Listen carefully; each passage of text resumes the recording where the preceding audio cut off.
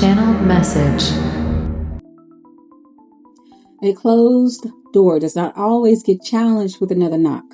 Sometimes somebody comes back carrying the exact future you once wanted. Marriage, a family, a business, a home, a move somewhere new. The commitment they avoided when you were asking for it suddenly becomes the centerpiece of their return. That should make you think before it makes you sentimental. There is a difference between somebody developing into a person capable of commitment and someone discovering that commitment is the only offer powerful enough to make you reconsider leaving them. That difference can save you years. If somebody knows you once wanted marriage, proposing after the relationship has already ended can hit an emotional nerve. Talking about children can reactivate the future you have already grieved. A business proposal can make reconnecting sound practical instead of emotional. Buying property, moving together, combining finances, or creating some large shared project can make the relationship appear completely different from the one you escaped. Psychology calls this future faking. Write that down. Right? Future faking is when they use promises about what is coming, right? So it influences your decisions in the present. The promise doesn't even have to be completely fabricated. Someone can genuinely want the fantasy and still be incapable of living responsibly inside of it. They may sincerely want to marry you and still carry the same controlling tendencies into the marriage. They may want children with you and still have no capacity for a healthy partnership. If they are not a healthy partner, will they be a healthy mother? A healthy father? They may have a real business idea and still use financial ties to make separation harder later. Wanting the outcome is not the same thing as possessing the character required to sustain it. That is why the offer cannot be evaluated separately from the person making it, right? Who were they when they already had your love? How did they behave when they were not afraid of losing you?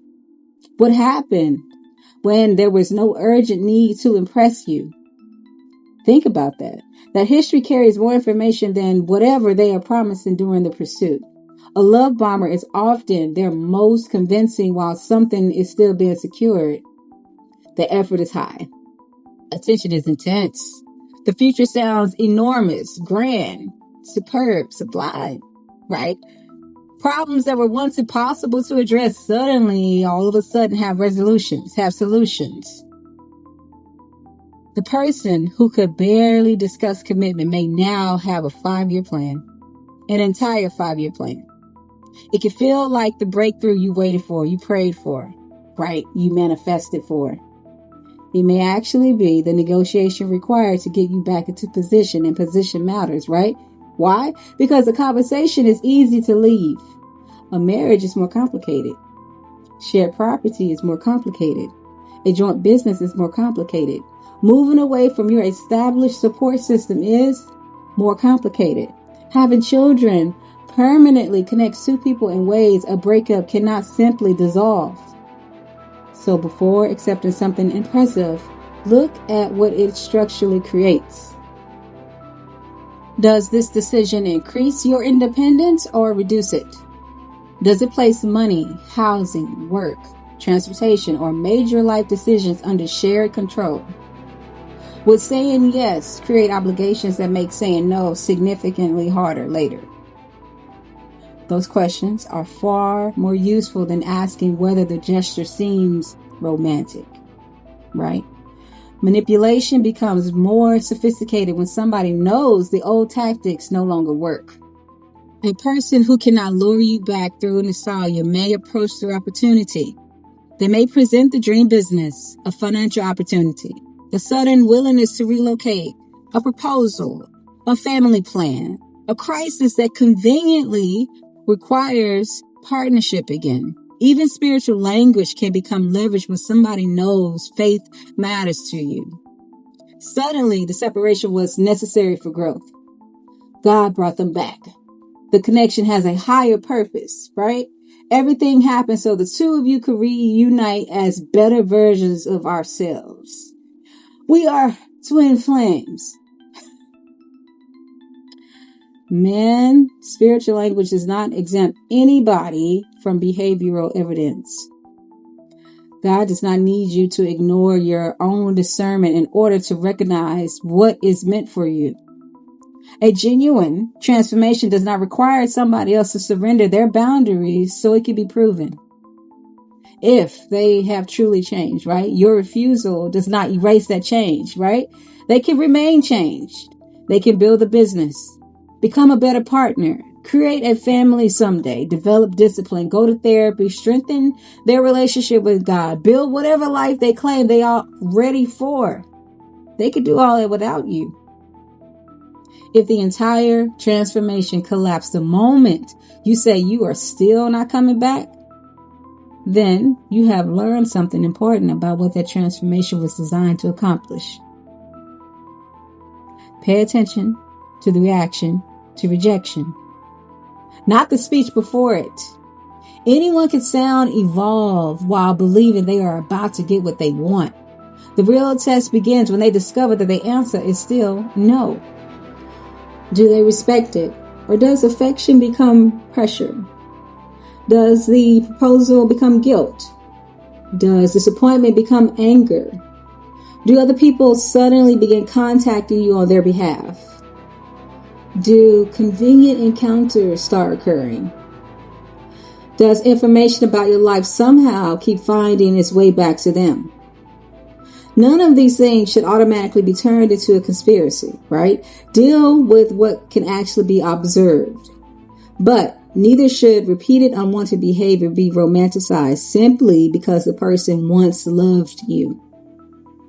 If somebody keeps pushing after the answer has been made clear, the problem is no longer that they love deeply. The problem is that they believe persistence should eventually overrule another person's decision. Very much entitlement, right? That belief is precisely why reconnecting can be dangerous for someone who fought hard to regain their psychological stability.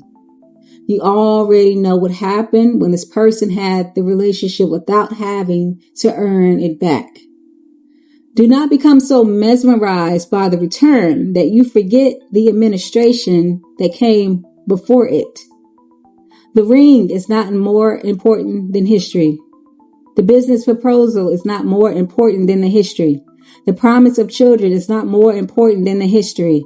The beautiful future being described does not erase the person who will be standing inside that future with you. Think about it. And sometimes the most expensive trap does not look like a trap at all. It looks like everything you once prayed that person would finally offer. That is why your discernment has to become stronger after healing, not weaker. You don't need to reject your dreams. Hear me. You do not need to reject your dreams. You need to stop assuming the person who once interfered with your well-being must be the person through whom those dreams are fulfilled. Marriage can still belong to your future. Children can still belong to your future. Wealth, business, love, friendships, partnerships, home stability, all of that can still exist. They are not the gatekeeper of any of it. That realization destroys one of the strongest bargaining chips a returning manipulator can use. They cannot make you believe, come back to me, or lose the future you wanted. What?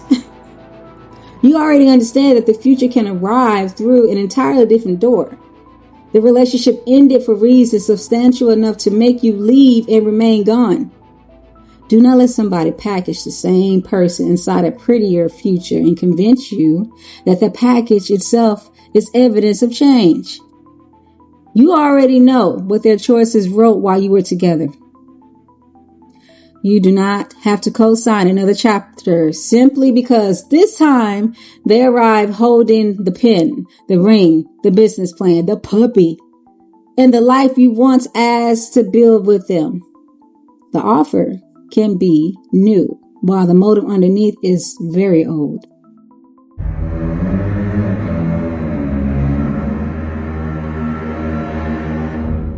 End of message.